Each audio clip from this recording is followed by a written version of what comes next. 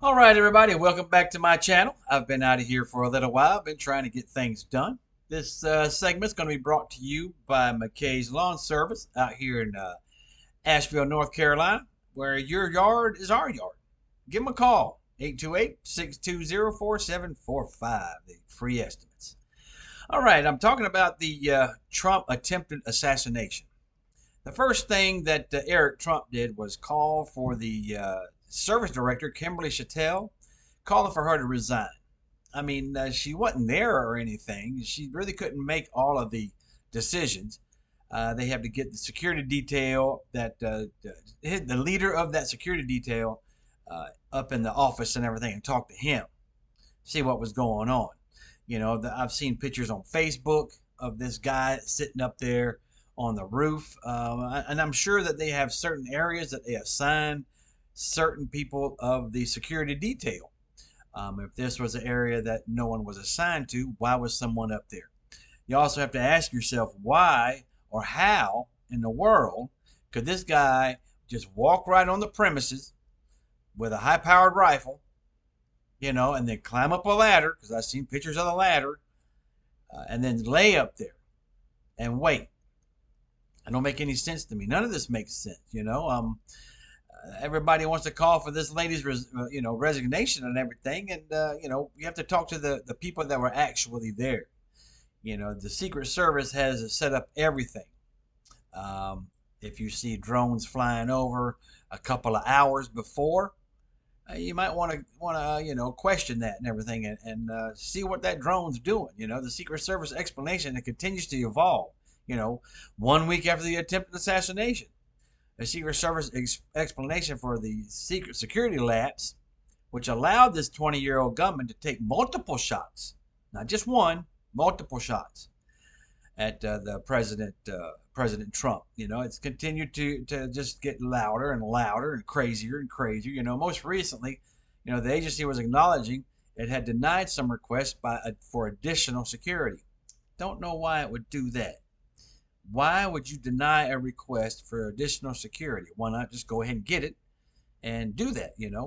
Why didn't the local police address this? They've seen the guy. At least my speculations are that they've seen him.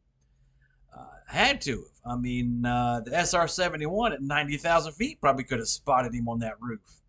Why didn't the local police do anything? I mean, why didn't they get up there? And I hear little stories of someone saying that the police saw him up there, and they approached him, and he pointed the gun at him, and they ran away, and blah blah blah. You're gonna hear all kind of stories. And also there was a firefighter killed and 2 other people injured. That didn't have to happen. None of that had to happen. I think that the perimeter should be set a lot wider, and 12 to 15 hours before the president or the future president or the president that was not there, whatever, before he gets there to speak and everything like that. It all should be swept clean and everything. I mean, everything. Everybody should be in their spots and everything. And also I'm thinking Trump will continue to set records at all of his attendances. I mean, all the rallies, all of them. He's doing really well. This guy was, the shooter was in a clear sight of everybody. I mean, there was people that got video of him moving around, sitting up there with his rifle. How did he get the rifle there in the first place? How did he get the ladder up in the second place? And why wasn't he noticed the very second that he got on that roof? He was in clear sight. The sniper got a real good shot at him. I mean, why didn't he have a good view of him? Evidently, he did have a good view of him. The evidence is real clear.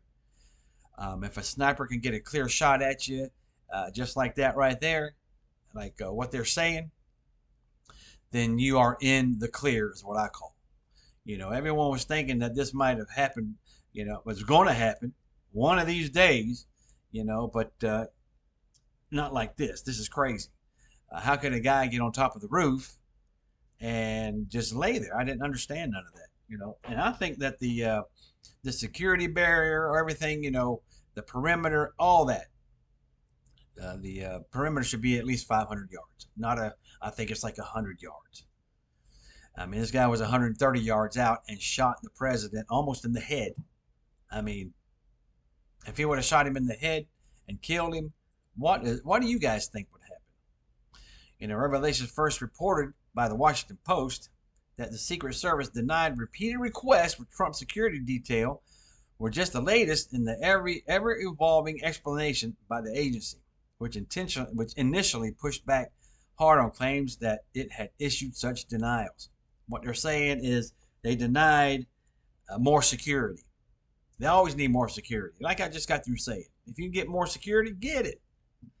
TikTok showed people filming this guy moving around on the roof.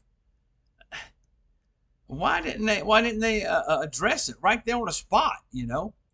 I mean, Trump was shot in the ear, in the assassination attempt, and the guy, his last name was Crooks. He was killed by the Secret Service after the attack in Butler, Pennsylvania. To shoot someone in the ear at 130 yards with no sniper experience at all would be called a very lucky shot. Or to even get a remote headshot or any kind of shot, really. I mean, if you put someone in the sights at 130 yards, they're about, they're extremely, extremely small. Now, if he had a rifle with a high-powered scope and all this other stuff, how did he get it up there? Was it strapped to his back? Was it already laying up there? Somebody bring it up there to him? One of the security people give it to him? I don't know. It's common for federal authorities to ban drones over the areas where they're securing.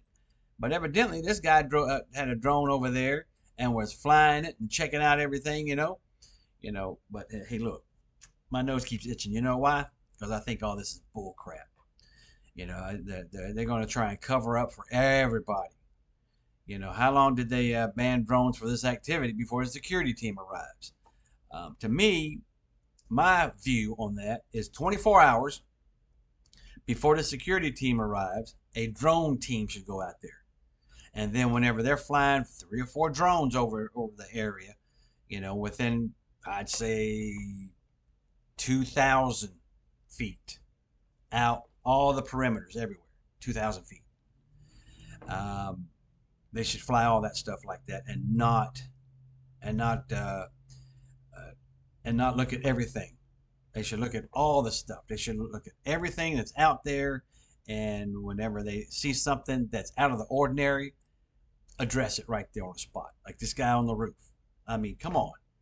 At the RNC speech, if you guys watched it, Hulk Hogan, he jumped on everything. So if you see what Hulk Hogan said, look it up. Look up the RNC speech. I mean, it was awesome. I mean, this new VP Vance, I hadn't looked him up yet. If you guys know anything about him, I got to look him up to see what all kind of stuff he's up to or into, or I don't know if it's a good pick or not. I just have to see. But I'm gonna trust Trump on that one to see if this Vance guy is a good pick. Now, old Joe Biden, he announced now that he's not running for the presidential election in 2024. So, who do you guys think is going to be running? From within his own party, they're saying, get the hell out. So he's been up in there 50 plus years. And what gets me is that he blamed everything on Trump that's been bad for the last 50 something years. So attention has turned to the vice president, Kamala Harris. Oh my God. Who hasn't been endorsed by the Democratic Party as the nominee. How will she fare in the November matchup against Donald Trump? I don't know. I don't think she's going to do too well.